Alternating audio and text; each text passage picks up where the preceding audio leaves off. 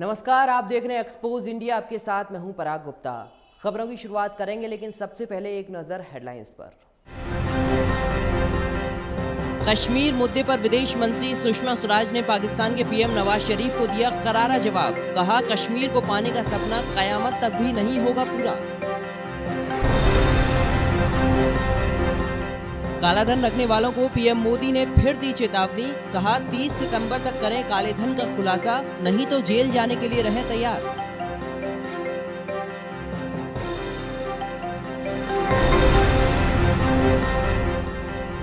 आम आदमी पार्टी के ओखला से विधायक अमातुल्लाह को महिला से छेड़छाड़ करने के आरोप में पुलिस ने किया गिरफ्तार। नाराज समर्थकों ने थाने में किया प्रदर्शन।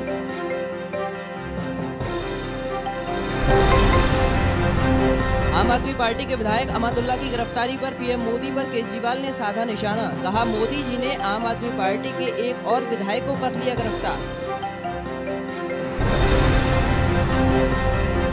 महिला के साथ छेड़छाड़ करने के आरोप में बिहार के सीवान से बीजेपी विधायक पूना पांडे गिरफ्तार। पांडे को 14 दिन की न्यायिक हिरासत में भेजा गया। पार्टी ने भी किया सस्पेंड।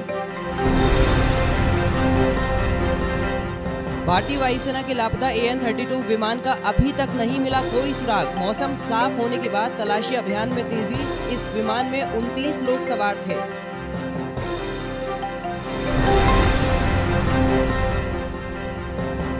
यूपी में नहीं थम रहा आपत्तिजनक बयान का मुद्दा। बीएसपी सुप्रीमो मायावती ने दयाशंकर की पत्नी पर किया पलटवार। कहा, पति के खिलाफ क्यों नहीं की FIR। कश्मीर हिंसा को लेकर केंद्रीय गृह मंत्री राजनाथ सिंह ने श्रीनगर में की सर्वदलीय बैठक। जम्मू कश्मीर के मंत्रियों के साथ भी की चर्चा।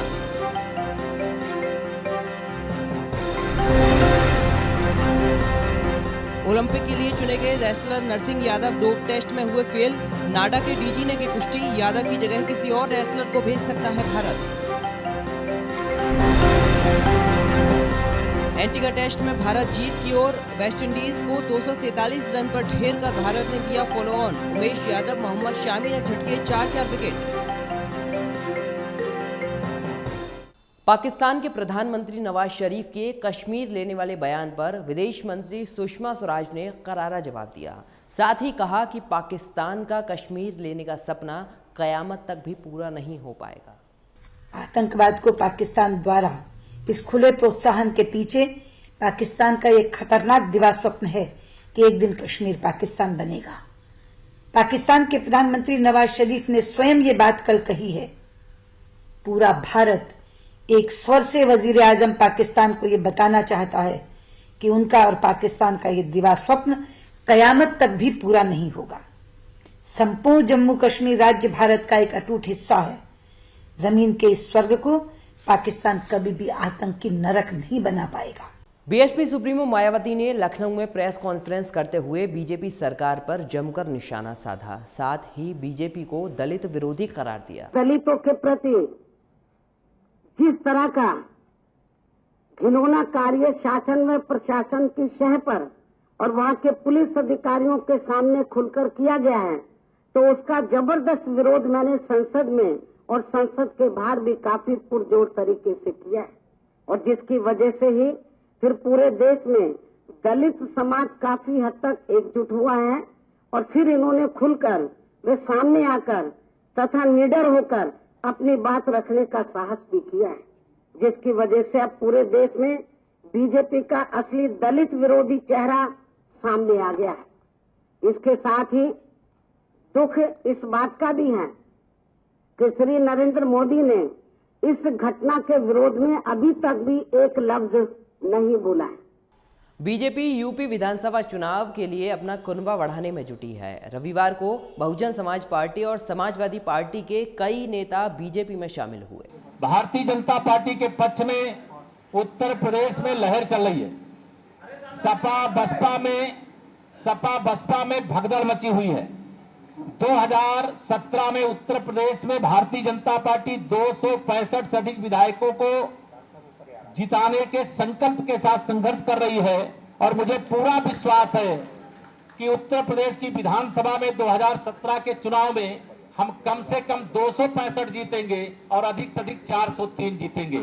जिस मासूम बेटी के प्रति बसपा के राष्ट्रीय महासचिव और विधान परिषद में उनके दल के नेता की उपस्थिति में और उनके उकसावे में इस प्रकार की भाषा का प्रयोग किया गया।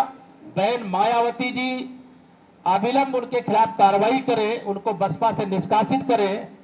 हमारा मानना है कि उस मासूम बेटी का यह अपमान नहीं है, बल्कि इस देश की हर बेटी का अपमान करने का काम श्री नसीमुद्दीन सिद्दीकी जी के द्वारा किया गया है। और भारतीय जनता पार्टी भाजपा के पूर्व नेता श्री दया शंकर सिंह जी के परिवार के साथ है और पूरी लड़ाई हम लड़ेंगे। उस परिवार को सुरक्षा प्रदान किया।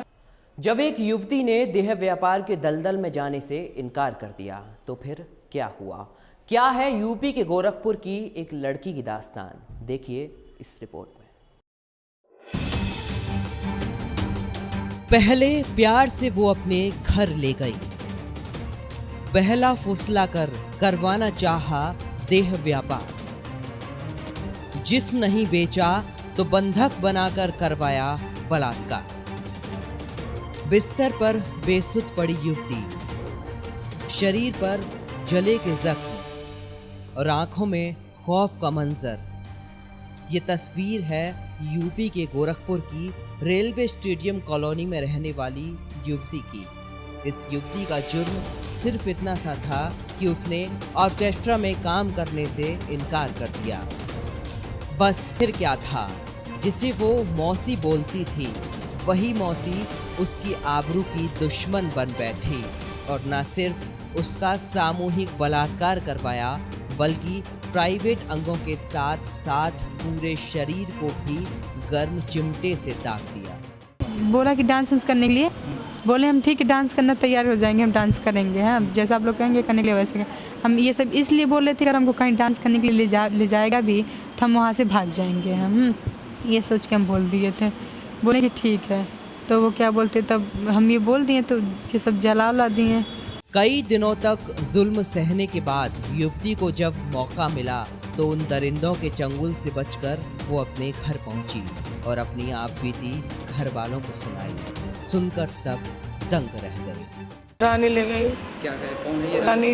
कसा के बोली कि मुड़न है, ले जा रहे हैं, तुम भी चलो। बोली कि बुढ़िया तू नहीं जाओ। बेटी हमारी बोली कि नहीं मम्मी तुम न जाओ, हम जा रहे हैं।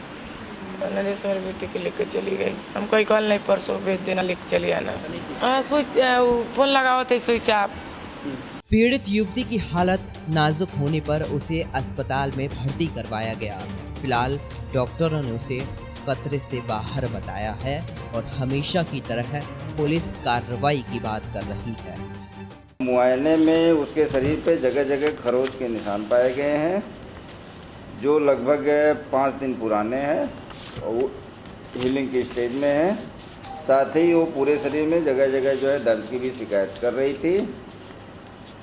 मेडिको लीगल के बाद मरीज को जो है जिला चिकित्सालय के फीमेल सर्जिकल वार्ड में भर्ती कर लिया गया है। जिला चिकित्सालय में वो लड़की भर्ती है, उससे जाके बातचीत की गई, जो भी तहरीर दी है उस पर मुकदमा पंजीकृत करा के आवश्यक कार्रवाई की जा रही है। जैसा कि उसने बताया है शुरुआती बातचीत में कि मुझे मतलब किसी जानने वाले के घर पे कोई मुंडन संस्कार में गई थी, उसके बाद वहाँ उसे मारने पीटने की घटना प्रकाश में आ रही है। वो भी कुशीनगर जिले में ले गए थे, वहाँ से वो आई है, तो प्राथमिकी दर्ज करके आवश्यक कार्रवाई की जा रही है। जिस देश में लोग लड़कियों को दुर्गा का रूप मानते हैं, जिस देश में कन्या को देवी मानकर पूजा जाता है, सवाल इस देश की कुछ ऐसी महिलाओं की सोच पर भी जो चंद रुपयों की खातिर अपना ईमान भी बेचने से नहीं चूकती और इन दरिंदों के चंगुल में फंसकर न जाने कितनी मासूम बच्चियां गलत इरादों का शिकार हो जाती हैं। गोरखपुर से सुभाष गुप्ता, एक्सपोज इंडिया। फिलहाल यहाँ रुकते हैं एक छोटे से ब्रेक के लिए। ब्रेक के उस पार देखेंगे यूपी की खास खबरें। आप बने रहिए हमारे साथ।